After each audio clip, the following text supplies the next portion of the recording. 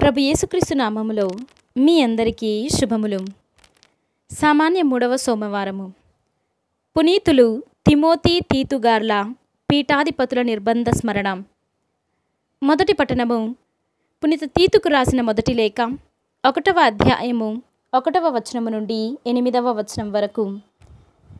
మన రక్షకుడైన దేవుని, మన నమ్మికయగు క్రీస్తు యేసుని ఆజ్ఞచే క్రీస్తు యేసు అపోస్తులుడు పౌలు విశ్వాసమును బట్టి నా నిజమైన కుమారుడు తిమోతికి తండ్రి దేవుని నుండి మన ప్రభువగు యేసుక్రీస్తు నుండి నీకు కృప, కనికరము, సమాధానము. మాసిడోనియాకు వెళ్ళబోవచ్చు నేను నిన్ను కోరిన విధముగా నీవు ఎఫెసు నందే ఉండుము. అచట కొంతమంది అసత్య బోధనలను చేయుచున్నారు. వారు మానివేయునట్లు నీవు ఆజ్ఞాపింపవలెను.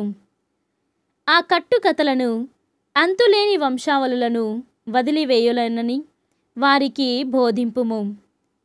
అవి వాగ్వివాదములను మాత్రమే కలిగించును కాని దేవుని ప్రణాళికను తెలియచేయవు. ఆ ప్రణాళిక విశ్వాసము వలన తెలియదగును. ప్రజల యందు ప్రేమను రూపొందించుటకే నేను ఇట్లు ఆజ్ఞాపించుచున్నాను. ఆ ప్రేమ నిర్మల హృదయము నుండి, స్వచ్ఛమగు మనస్సాక్షి నుండి, యథార్థ విశ్వాసము నుండి ఉద్భవించవలెను. కొందరు వీని నుండి విముఖులై వితండవాదములలో పడి తమ త్రోవను కోల్పోయిరి. తాము దేవుని చట్టమును బోధించు వారనమని వారు చెప్పుకొందురే గాని వారు మాట్లాడునది, రూఢీగా పలుకునది వారికే బోధపడదు. ధర్మశాస్త్రము తగిన పద్ధతిగా వినియోగింపబడినచో అది ఉత్తమమైనదే. ఇది ప్రభువాక్కు. సర్వేశ్వరునికి వందనములు. ఈనాటి సువిశేషము పునీత లూకా గారు వ్రాసిన సువిశేషము 10వ అధ్యాయము 1వ వచనము నుండి 9వ వచనము వరకు. ఆ పిమ్మట ప్రభువు 72 నియమించి తాను స్వయముగా వెళ్ళవలసిన ప్రతి పట్టణమునకు, ప్రతి ప్రాంతమునకు వారిని ఇద్దరిద్దరు చొప్పున ముందుగా పంపెను. ఆయన వారితో ఇట్లనెను: పంట విస్తారము, కాని పనివారు తక్కువ. కనుక తన పంట పొలమునకు పనివారిని పంపవలసినదిగా యజమానిని ప్రార్థింపుడు.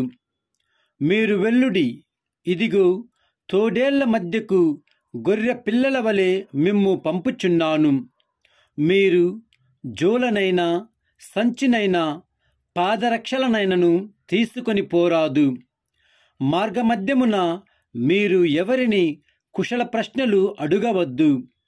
మీరు ఏ ఇంట ప్రవేశించినను ఆ ఇంటికి సమాధానము కలుగునుగాక అని చెప్పుడు. శాంతికాముడు అచ్చట ఉన్న ఎడల మీ శాంతి అతనికి కలుగును, లేనిచో అది తిరిగి మీకే చేరును. ఆ ఇంటివారు మీకు పెట్టు అన్నపానీయములను తినుచు త్రాగుచు అచ్చటనే ఉండుడు. పనివాడు తన కూలికి పాత్రుడు గదా. మీరు ఇల్లిల్లు తిరగరాదు. మీరు ఏ పట్టణములోనైనా ప్రవేశించినప్పుడు ప్రజలు మిమ్ము ఆహ్వానించి మీ ముందు పెట్టినదేదో దానిని భుజింపుడు. అచ్చటి రోగులను స్వస్థపరచి దేవుని రాజ్యము మీ సమీపమునకు వచ్చినదని చెప్పుడు. ఇది క్రీస్తు సువిశేషము. క్రీస్తువా మీకు స్తుతి కలుగునుగాక.